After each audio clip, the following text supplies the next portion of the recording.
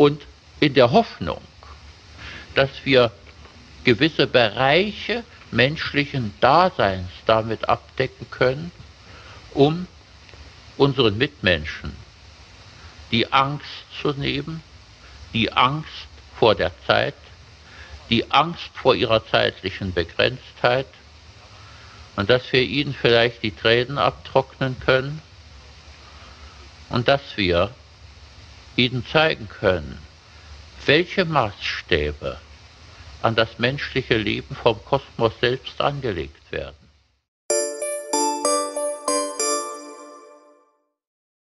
Hallo und herzlich willkommen zu 6 Dimensionen in Farbe.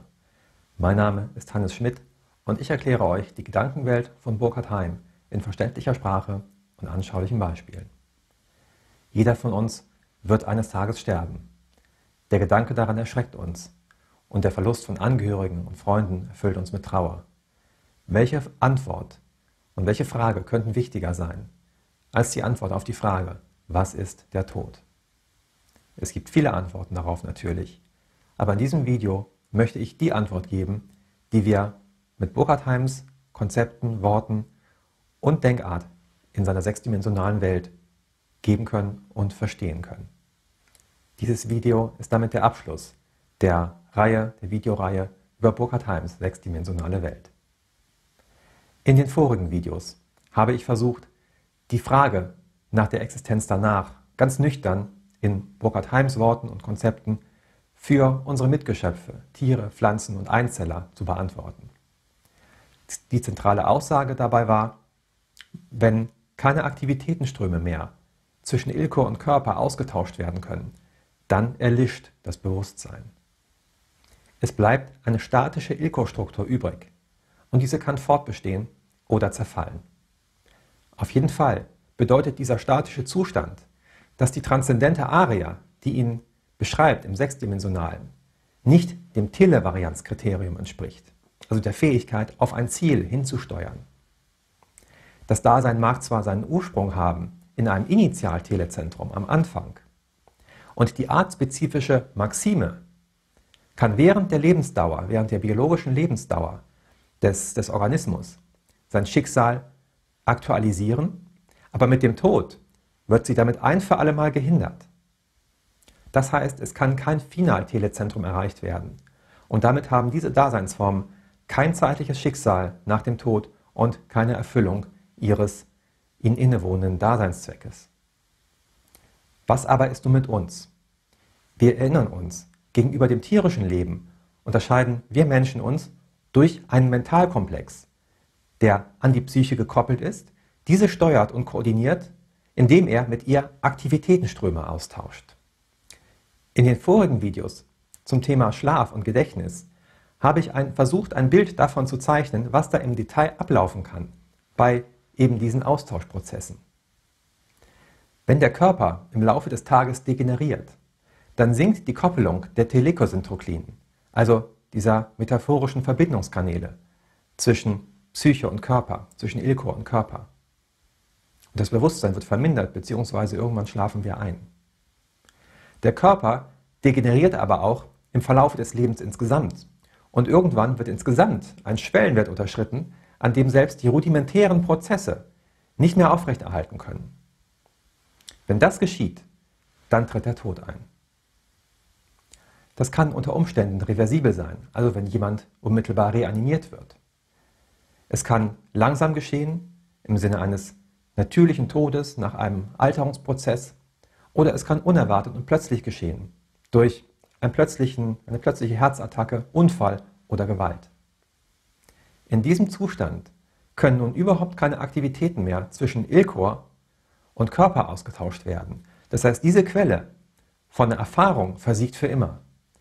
Aber nach wie vor sind Aktivitätenströme möglich zwischen Ilkor und Mentalkomplex. Dieser Mentalkomplex oder das mentale Selbst, das ist die Summe der Vorstellungen, die wir uns über uns selbst und unseren Körper machen. Von Ludwiger nennt diesen Komplex deswegen auch den Ideenleib. Aus diesem Ideenleib wird in der Transzendenz ein Körper erzeugt und eine Umwelt, die zu diesem passt. aus den eigenen Vorstellungen und Erinnerungen heraus. Das Ganze ist vielleicht ganz rudimentär vergleichbar mit einem Traumzustand bzw. einem luziden Traum. Nur ohne, dass dieser noch irgendwie im Gehirn abgebildet würde. Der Ilkur, also das, was die Identität ausmacht, die eigenen Erinnerungen, Verhaltensweisen und die gesamte Persönlichkeitsstruktur, bleibt erhalten und weiter bewusst durch diese Aktivitätenströme, die mit dem mentalen Selbst ausgetauscht werden können. Und das ist die ersehnte Antwort. Unser abstraktionsfähiges Bewusstsein rettet uns gewissermaßen über den Abgrund des Todes. Es hat zwar dann keine körperlichen Erfahrungen mehr zum Inhalt, aber die Idee des Körpers und des eigenen Selbst bleibt erhalten. Und in Heims sechsdimensionaler Welt sind alle Ideen und Vorstellungen physikalische Realität. Der Fortbestand der Aktivitätendynamik nun, der bedeutet, dass die hier wirkende Maxime den Schicksalsverlauf auch im Postmortalen weiter aktualisieren kann auf ein Final-Telezentrum hin. Damit ist die transzendente Aria, die unser Dasein beschreibt, geschlossen. Die Maxime agiert hier also autonom von der körperlichen Existenz und deshalb nannte Burkhard Heim diesen Typus autonome Inframaxime. Diese ist gleichbedeutend mit der Persönlichkeit oder der Persona. Die Persona bestimmt auch in der Transzendenz ihren eigenen Lebensweg und damit ihr eigenes Schicksal. Und Heim nannte diese Klasse von Lebewesen, die durch autonome Inframaximen gesteuert werden, transzendenzfähiges Leben. Natürlich sind derzeit nur wir selbst, Homo sapiens, Mitglied dieser Klasse von Lebewesen, aber wir sollten uns im Universum natürlich durchaus noch nach anderen Spezies umschauen. Die Angst vor dem Tod im Sinne einer Auslöschung des Bewusstseins wird damit zu einem Atavismus, der die niederen Lebensformen betrifft. Deren Bewusstsein bzw. individuelles Bewusstsein erlischt tatsächlich, aber nicht unseres. Nun wollen wir aber diesen Prozess der Transition noch etwas genauer betrachten. Wie er beginnt, das wissen wir eigentlich recht genau aus den Berichten von Reanimierten und ihren Nahtoderfahrungen. Viele beschreiben, dass sie in einem zeitlosen Zustand sämtlicher Erinnerungen ihres Lebens gewahr wurden. Das bedeutet, auf sämtliche Syndrome der Ilko-Struktur wird vom Mentalkomplex gleichzeitig zugegriffen. Das wiederum bedeutet aber die ultimative Reflexion über das eigene Leben, die eigene Erfahrung und die, wie die Wiedererweckten berichten, abschließende Bewertung durch sie selbst. Dieser Prozess ist aber eine Steigerung dessen, was im Non-REM-Schlaf passiert, der Übertragung von Erinnerungen ins Langzeitgedächtnis.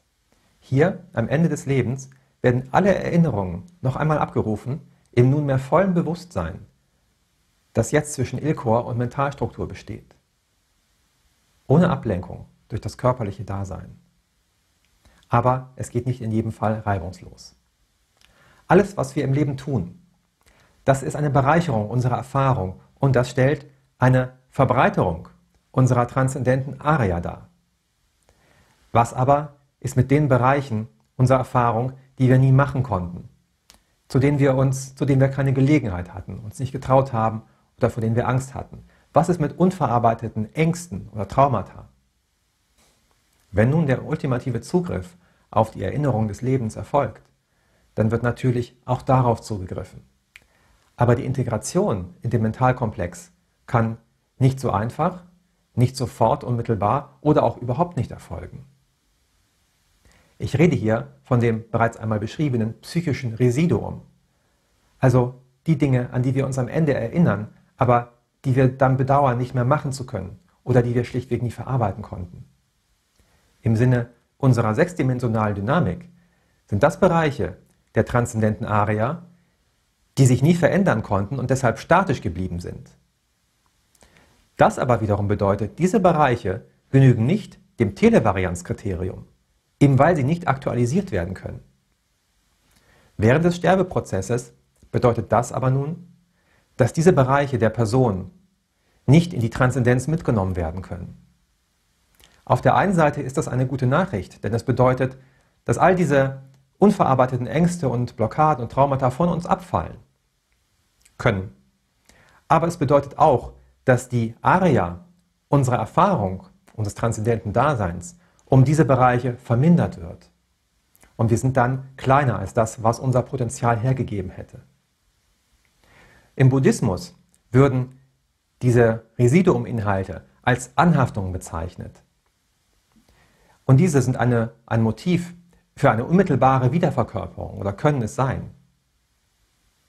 Auch für Burkhard Heim stand fest, dass sich die Persönlichkeit reinkarnieren kann, nämlich indem erneut die Ilko-Struktur eine Verbindung zu einem passenden Embryo, der sich formiert, etabliert, in einer immer unter Berücksichtigung der Gesetze der Ähnlichkeit von Ideen, der Vorstellung der Persönlichkeit, die sich wieder verkörpern will, und der Ideen, gewissermaßen der psychologischen Umweltbedingungen in der Umgebung, in der sie sich verkörpern will.